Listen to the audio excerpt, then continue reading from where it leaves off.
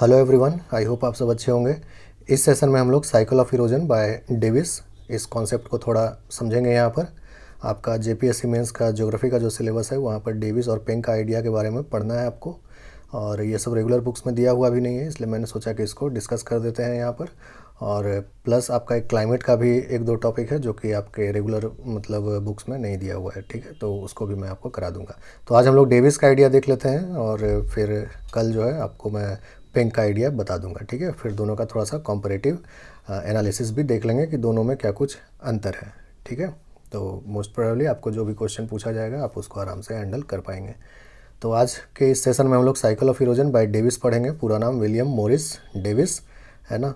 तो इसको पहले स्टार्ट कर लेते हैं। और तो जानने से पहले, आगे बढ़ने से पहले ये जानना ज़रूरी है कि ये जो डेविस का आइडिया और पेंग का आइडिया पढ़ रहे हैं तो बेसिकली ये पढ़ क्यों रहे हैं, क्योंकि हमको लैंडफॉर्म का साइकिल को समझना है, ठीक है। लैंडफॉर्म जो भी हमारे आसपास आपको दिखता है, ठीक है, जो भी लैंडस्केप आप देखते हैं तो वो वैसा क्यों है आज के डेट में, इसी बात को हम समझने की कोशिश कर रहे हैं यहाँ पर, है ना। पहले कैसा था, आने वाले दिन में वो कैसा हो जाएगा, और ये साइकिल जो है कैसे चलता है लैंडफॉर्म डेवलपमेंट का, उसी को समझने के लिए हम लोग यहाँ पर इस टॉपिक को डेविस और पेंग का आइडिया को पढ़ते हैं। तो डेविस जो थे वो एक अमेरिकन जियोलॉजिस्ट थे, है ना, जियोमॉर्फोलॉजिस्ट, जियोग्राफर। तो वो जो है 1889 में एक साइकिल ऑफ इरोजन अपना जो कंसेप्ट है उनका, उसको वो पब्लिश किए थे, ठीक है। और इनका जो भी ये साइकिल ऑफ इरोजन का जो कॉन्सेप्ट था, ठीक है, वो मोस्टली जो है नॉर्थ अमेरिकन कंडीशंस के लिए वैलिड था, है ना। अमेरिकन जियोलॉजिस्ट थे तो वहीं पर उनका जो भी एक्सपेरिमेंट रिसर्च चलता था वहीं चलता था, तो उनका जो आइडिया है वो ज़्यादातर वहीं के लिए वैलिड है ना। जहाँ पर कि ह्यूमिड कंडीशंस है, टेम्परेट कंडीशंस है। ह्यूमिड कंडीशंस मतलब कि वहाँ पर जो फ्लूवियल फोर्स है, यानी कि जो भी आपका रिवर का जो भी प्रोसेसेस है वो ज़्यादा डोमिनेंट होता है ह्यूमिड एटमॉस्फेयर में, है ना। तो इसीलिए इनका जो ये कॉन्सेप्ट है वो नॉर्थ अमेरिकन रीजन के लिए ज़्यादा वैलिड है, लेकिन ठीक है, इसको फिर होल वर्ल्ड, पूरे दुनिया के लिए बाद में जनरलाइज कर दिया गया है। ओके, तो समझते हैं कि क्या है उनका साइकिल ऑफ इरोजन। देखिए, डेविस जो भी अपना साइकिल ऑफ इरोजन का जो भी थ्योरी है उनका, उसको देने में किन प्री एग्जिस्टिंग थ्योरीज़ का वो हेल्प लिए या किससे वो इन्फ्लुएंस्ड थे, उसको भी जानना ज़रूरी है आपके लिए, ठीक है। तो ये तीन जो है वर्थ मेंशनिंग है, ये इन तीनों को आप ध्यान रखिएगा। डेविस का जो भी आइडिया है वो इन तीनों थ्योरीज से आप कह सकते हैं इन्फ्लुएंस था। जेम्स हटन का यूनिफॉर्मिटेरियनिज्म, है ना, जेम्स हटन, ओके, अगेन एक जियोलॉजिस्ट ये भी थे, है ना, स्कॉटिश प्रोबेबली। और उनका जो यूनिफॉर्मिटेरियनिज्म का थ्योरी है, बेसिकली इसमें ये बात कहा गया है कि आज जो प्रोसेसेस आप देख रहे हैं वो प्रोसेसेस मिलियंस ऑफ ईयर्स से होते आ रहे हैं, ठीक है। आज का प्रोसेस, पास्ट का प्रोसेस भी ऐसा ही रहा था जैसे आज चल रहा है, ठीक है। इरोजन जैसे आज चल रहा है वैसे मिलियंस ऑफ ईयर्स पहले भी चल रहा था, ठीक है ना। तो मतलब कि प्रेजेंट इज़ की टू द पास्ट, है ना। ये बहुत एक इम्पॉर्टेंट कॉन्सेप्ट है जो आपको समझना होगा यहाँ पर। प्रेजेंट इज़ की टू द पास्ट, है ना। प्रेजेंट को अगर हम समझते हैं कि प्रेजेंट में क्या कुछ चल रहा है, प्रोसेसेस कैसे चल रहे हैं, तो पास्ट में भी उसको हम एक्स्ट्रापोलेट करके पढ़ सकते हैं। तो ये था जेम्स हिटन का आपका यूनिफॉर्मिटेरियनिज्म का कॉन्सेप्ट, ठीक है। डार्विन्स का ग्रेजुअलिज्म, ये आप लोग सबको पता होगा, थ्योरी ऑफ इवोल्यूशन डार्विन का, है ना, 1859 ओरिजिन ऑफ स्पीसीज। इसमें जो है उनका कहना है कि आज जो भी आप ऑर्गेनिजम्स अपने आसपास, अपने सराउंडिंग में देखते हैं, उस कैसे वो ग्रेजुअली इवॉल्व हुए हैं, यानी कि थ्योरी ऑफ इवोल्यूशन। और सबसे ज़्यादा जो डेविस का आइडिया है वो इसी से इन्फ्लुएंस्ड है, ठीक है, theory of evolution of Darwin से, है ना। तो जैसे कि ऑर्गेनिजम्स के केस में आपको ये थ्योरी ऑफ इवोल्यूशन देखने के लिए मिलता है, उसी तरह आपको अब लैंडफॉर्म के केस में भी ये आपको इवोल्यूशनरी थ्योरी है एक तरह से। डेविस का जो कॉन्सेप्ट है वो लैंडफॉर्म के केस में एक इवोल्यूशनरी थ्योरी आप कह सकते हैं उसको, है ना। तो ग्रेजुअली, जैसे कि डार्विन जी जो है बिल्कुल डिफाइन करके गए हैं कि आप जैसे कि कोई भी ऑर्गेनिज्म है उसका डेवलपमेंट, मतलब उसका इवोल्यूशन कैसे हुआ है, ठीक है, ग्रेजुअली।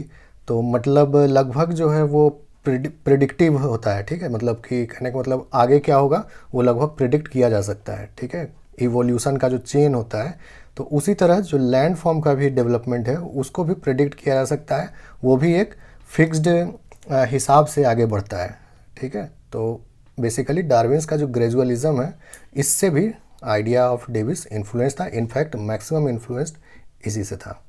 और Powell's concept of base level, again एक जियोलॉजिस्ट थे जिनका कि एक कॉन्सेप्ट है बेस लेवल का, ठीक है। बेस लेवल वो लेवल होता है जहाँ तक एट मैक्स कोई रिवर जो है इरोड कर सकता है, ठीक है। इरोजन जो है जहाँ तक हो सकता है, तो कहाँ तक इरोजन हो सकता है, सी लेवल तक, है ना।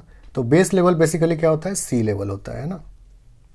कोई भी आप माउंटेन देखते हैं, यहाँ से रिवर आ रहा है तो रिवर जो है कितना इरोड कर सकता है, एट मैक्स उतना ही जितना कि आपका सी का लेवल है, ठीक है। उससे नीचे तो इरोजन नहीं होगा। तो बेसिकली इन्हीं तीनों कॉन्सेप्ट पे बेस्ड था idea of Davis. Okay, I hope कि ये आपको क्लियर हो गया होगा, है ना। अब हम लोग एक्चुअली में डेविस का क्या कुछ पोस्टुलेट्स था उसको देखेंगे। तो डेविस के अनुसार जो लैंडफॉर्म्स हैं वो 3 चीज़ों का फंक्शन है, स्ट्रक्चर, प्रोसेस और स्टेज, ठीक है। आपका जो मेन बॉडी होगा आंसर का, अगर डेविस का आइडिया पूछा जाता है तो यहीं से शुरू होगा, ठीक है।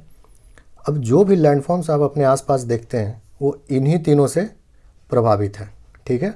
स्ट्रक्चर से, यानी उस लैंडफॉर्म का स्ट्रक्चर क्या है, ठीक है, प्रोसेस और स्टेज। अब इन तीनों को बारी बारी से हम लोग समझेंगे कि क्या है बेसिकली ये।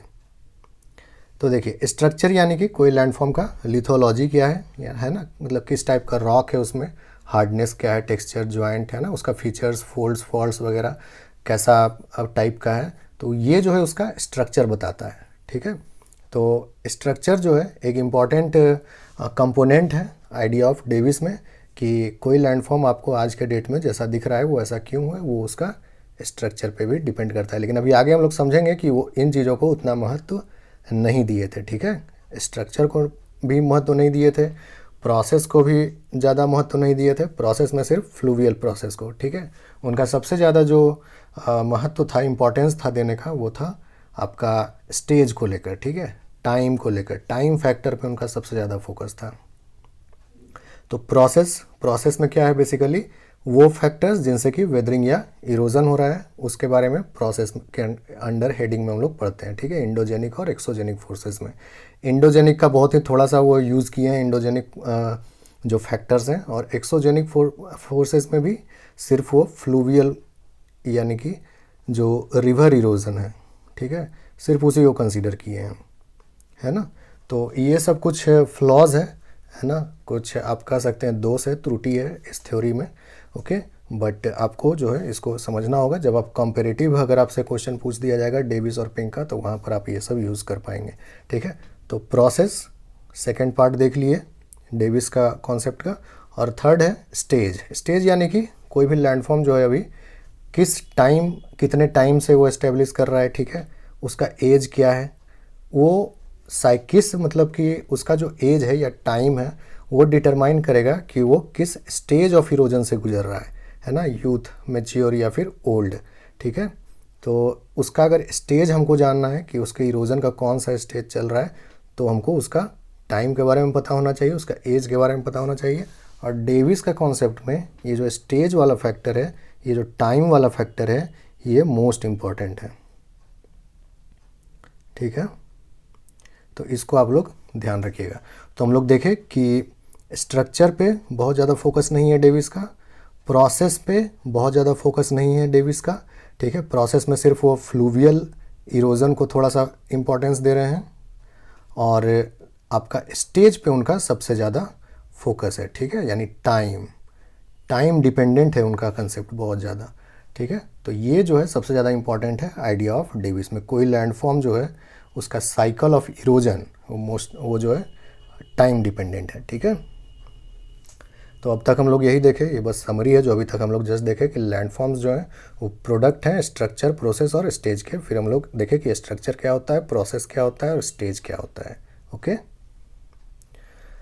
अब आते हैं कि ये साइकिल ऑफ इरोजन चलता कैसे है ना, ये साइकिल, ये जो चक्र है, ये बेसिकली चल कैसे रहा है, ठीक है।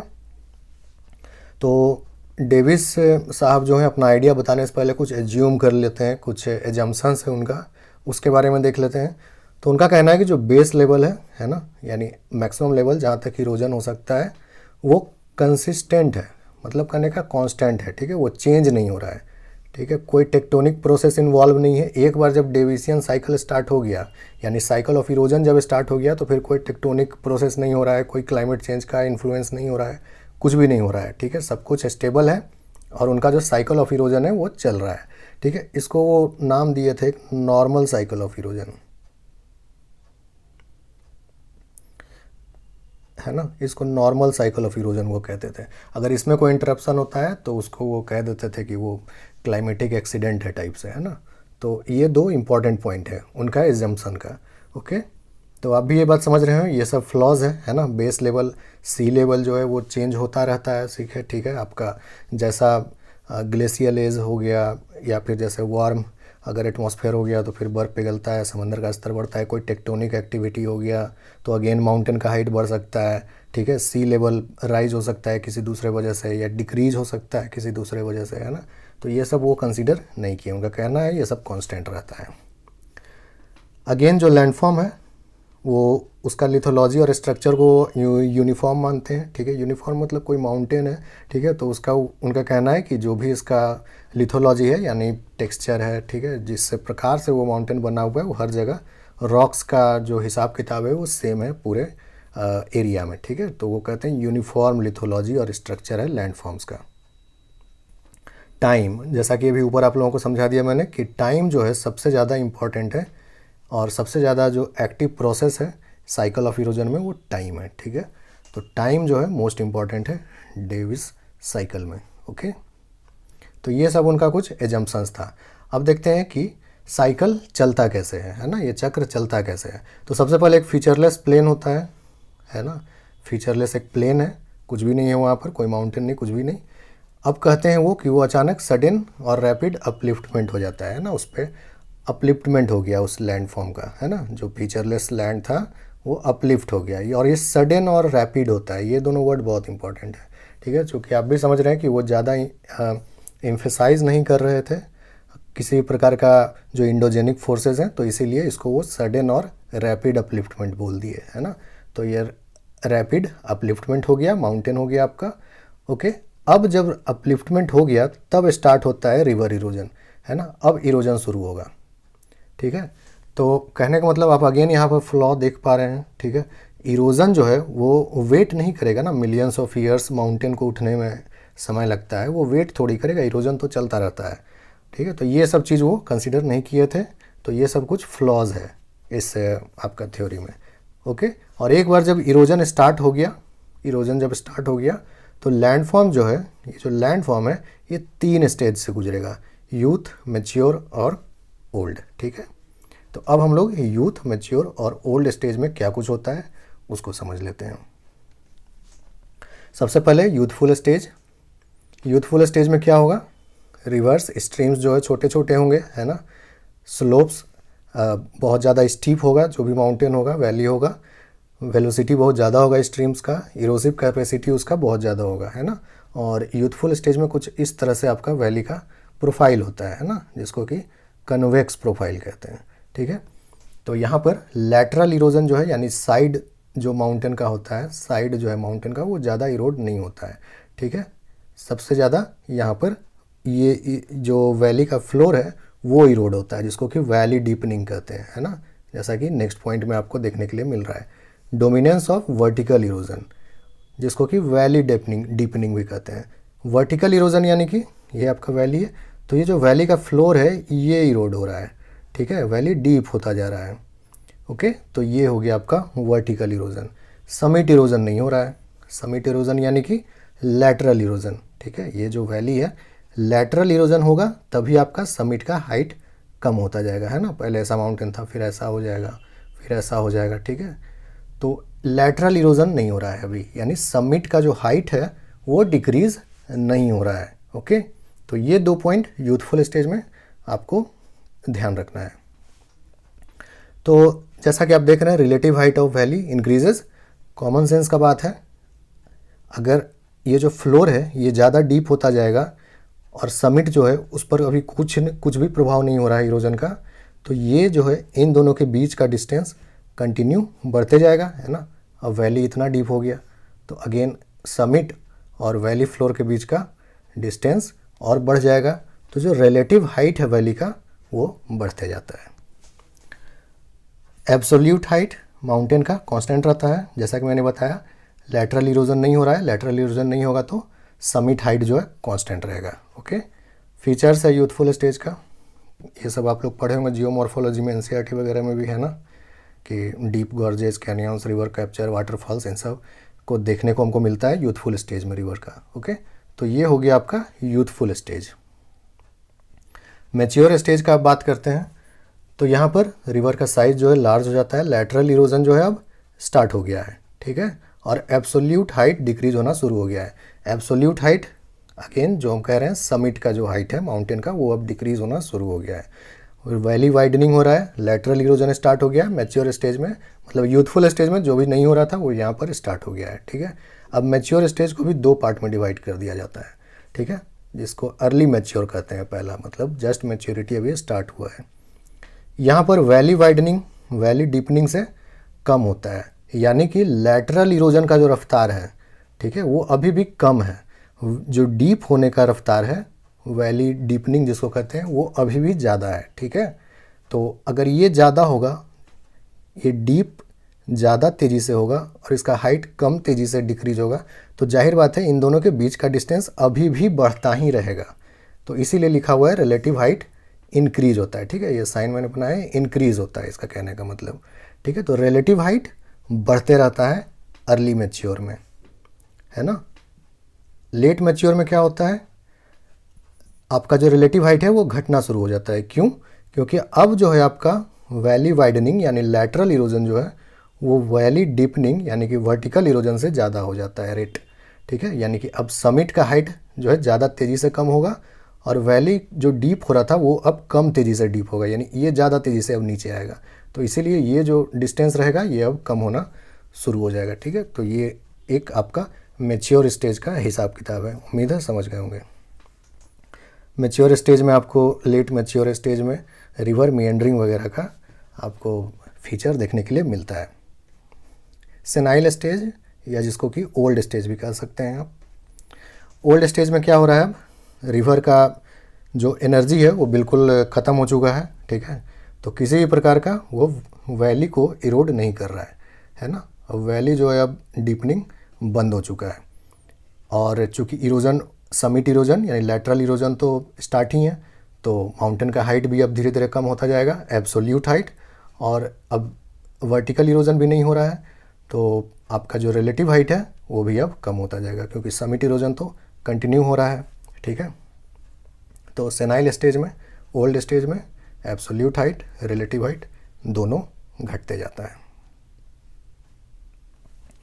अब देखिए जब ये सब आपका देखे किस तरह से आपका जो लैंडफॉर्म है वो पहले स्टीप वैली था, है ना, फिर धीरे धीरे वो आपका वी शेप हो जाता है, वी शेप स्ट्रेट वैलीज हो जाता है, फिर धीरे धीरे वो कॉनकेव वैली हो जाता है, ठीक है। ये एक अभी आगे इसका यूज़ होगा, आपको बता दे रहा हूँ मैं, ठीक है।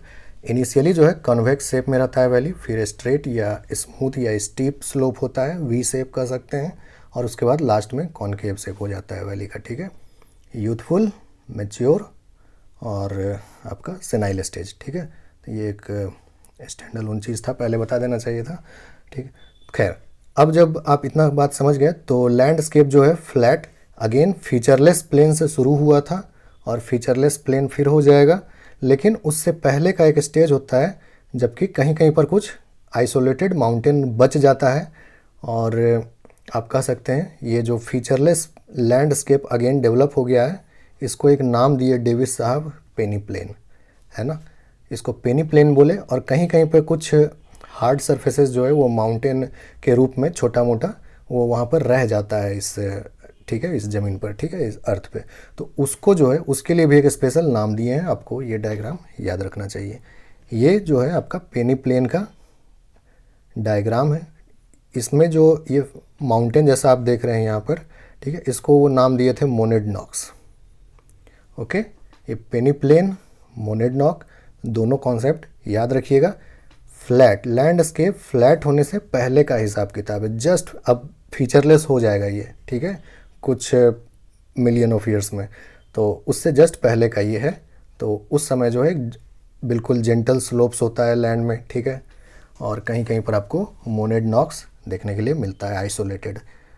तो ये था आपका डेविसियन साइकिल ऑफ इरोजन, किस तरह से आपका माउंटेन राइज हुआ, किस तरह से उसका इरोजन शुरू हुआ, और किन किन स्टेजेस से वो गुजरकर वापस एक featureless plane, not necessarily complete featureless, जैसे मोनेड नॉक्स वगैरह तो अभी भी आपको देखने के लिए मिल रहा है, ऐसा बन जाता है लास्ट में।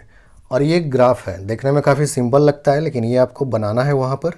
और इस ग्राफ में कुछ एक पॉइंट आप बहुत इंपॉर्टेंट है जिसको ध्यान रखिएगा। ये बिल्कुल इसको सिंपल तरीके से इंटरप्रेट नहीं करना है ना। आप देखिए कि सबसे पहले माउंटेन का हाइट बढ़ा, जिसको हम कहते हैं सडन और रैपिड रूप से जो है आपका माउंटेन उठ गया था, तो ये वो वाला स्टेज है ना। यहाँ पर आप देख रहे हैं कोई इरोजन वगैरह कुछ भी नहीं हो रहा है। अब इसके बाद जो है आपका यहाँ पर यूथफुल स्टेज है, ठीक है, ये मेच्योर स्टेज है, ये सेनाइल स्टेज है। अब जो ये बीच में देख रहे हैं, ये जो ऊपर वाला लाइन आप देख रहे हैं, बेसिकली ये जो है ये समिट हाइट है ना। आप ये सब मेंशन कर सकते हैं डायग्राम में, मुझे स्क्रीन पे बनाना था इसलिए वो सब मेंशन नहीं किया हूँ। और ये जो नीचे वाला लाइन आपको दिख रहा है, ये है वैली का फ्लोर कह सकते हैं, जिसको इसके लिए इसके स्पेशल नाम है, इसको थेलवेग कह सकते हैं आप, ठीक है, THALWEG है ना। ये जो वैली का फ्लोर लाइन होता है उसको बोलते हैं। तो समिट और वैली फ्लोर, इन दोनों के बीच जो आपको लाइंस दिख रहा है वो बेसिकली प्रोफाइल दिखा रहा है वैली का, ठीक है। ये जो यहाँ पर जो रेड कलर से आप देख रहे हैं, बेसिकली इसको आप ऐसे बनाएंगे, 1 सेकेंड, इसको आप ऐसे बनाएंगे, ठीक है, जैसे कि मैंने आपको बताया था कॉन्वेक्स। ये जो आपको मैच्योर स्टेज में दिख रहा है, इसको आप बनाएंगे स्ट्रेट लाइन से, ठीक है। और ये जो सेनाइल स्टेज में दिख रहा है थोड़ा सा लाइट है, इसको आप बनाएंगे कन्वेक्स, ठीक है। ये ऐसे ऐसे है और ये जो है ऐसे ऐसे है, ये स्ट्रेट लाइन में, ठीक है। ये बेसिकली प्रोफाइल दिखा रहा है, जो कि जस्ट अभी आपको एक स्लाइड पहले मैं समझाने का कोशिश कर रहा था कि यूथफुल स्टेज में वैसा होता है वैली का प्रोफाइल कॉन्वेक्स, और मेच्योर स्टेज में स्ट्रेट होता है, और सेनाइल स्टेज में आपका कॉनकेव होता है, ओके। और ये जो डिस्टेंस है समिट के बीच का और वैली फ्लोर के बीच का, ये भी जैसे जैसे जिस स्टेज में हुआ है इसके बीच का डिस्टेंस आपको वैसे ही रखना पड़ेगा, ठीक है। पहले आप देख रहे हैं किस तरह से, देखिए आपको यहाँ पर इंक्रीज़ हुआ है दोनों के बीच का डिस्टेंस, जो कि हम लोग देखे थे यूथफुल स्टेज में। वैली जो डीपनिंग है वो ज़्यादा होता है, समिट जो है वो कांस्टेंट रहता है, जिसकी वजह से जो रिलेटिव हाइट है इन दोनों के बीच का वो बढ़ते जाता है, ठीक है। शुरू में इतना ही था रिलेटिव हाइट, अभी बढ़कर इतना हो गया, तो इसीलिए ये दोनों के बीच का डिस्टेंस बढ़ा है समिट और आपका थेलवेग का, यानी कि वैली फ्लोर लाइन का, है ना। उसके बाद अगेन थोड़ा सा आपको मेच्योर स्टेज में भी शुरुआत में ये दोनों, इन दोनों के बीच का डिस्टेंस जो है थोड़ा सा बढ़ा हुआ ही रहेगा शुरुआत में, जो कि अर्ली मेच्योर में आप लोग देखे थे, जबकि समिट इरोजन का जो रफ्तार था वो कम था और वैली इरोजन का जो रफ्तार था वो ज़्यादा था। तो अगेन जो रिलेटिव हाइट है दोनों के बीच का वो बढ़ा हुआ ही आपको देखने को मिलेगा, दोनों के बीच का हाइट बढ़ेगा। उसके बाद जब समिट इरोजन का रफ्तार बढ़ जाता है, वैली इरोजन का रफ्तार घटने लगता है, तब फिर रिलेटिव हाइट दोनों के बीच का कम होने लगता है और फिर धीरे धीरे ओल्ड स्टेज में भी यही कंटिन्यू होता है, ठीक है। तो ये सब कुछ बेसिक एलिमेंट्स है इस डायग्राम में जो आपको जानना चाहिए, और जब आप डायग्राम बनाएंगे तो इन बातों का ध्यान रखिएगा, ठीक है। ये इसको आर्बिट्ररली नहीं बना देना है। इन सब जो कॉन्सेप्ट्स को अभी आपको समझाए हम यूथफुल स्टेज में, मैच्योर स्टेज में और सेनाइल स्टेज में, उन कॉन्सेप्ट्स को ध्यान में रखते हुए ये डायग्राम आपको बनाना होगा, ठीक है। तो आई होप कि आपको डेविसियन साइकिल ऑफ इरोजन समझ में आया होगा। नेक्स्ट सेशन कल उम्मीद है आपको दे दूंगा, उसमें हम लोग पिंक देख लेंगे, ठीक है। तो फिर मिलते हैं नेक्स्ट सेशन में, थैंक यू।